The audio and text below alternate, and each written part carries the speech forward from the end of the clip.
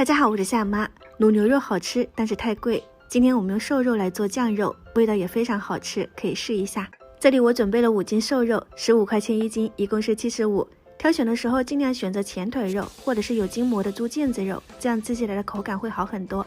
先放进盒子里面，加入清水，泡出血沫，冲洗干净，多冲洗几遍，直到水清澈。再把大块的切成小块，这样方便腌制的时候入味儿。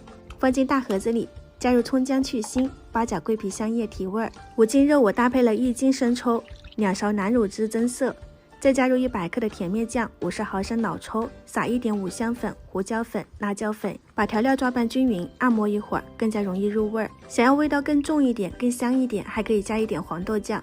全部搅拌好后，我们放到冰箱腌制8个小时以上，或者是过夜都可以。腌制的时候要记得翻动一下哦，腌好的肉颜色会变深一点，像这样子。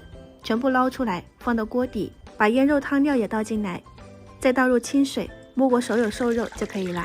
先开大火煮沸。平常不管是卤牛肉，或者是今天我们做酱肉，火候是很重要的。煮开以后要转成最小火，慢卤1个小时，这样卤出来的牛肉或者是酱肉都不会发柴，特别好吃。